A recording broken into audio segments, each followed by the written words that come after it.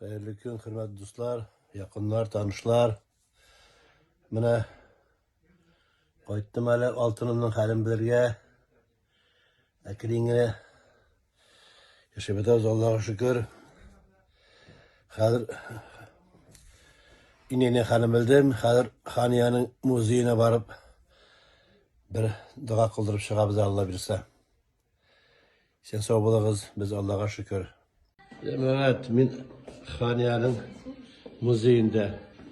Şimdi manatsı detişliler, şu şaklı şevişleyenler, şu şaklı şevişleyenler, şu şef müziği, Haniye'nin garmonu, gülmekleri, ve kiyinleri, bana olsun Haniye.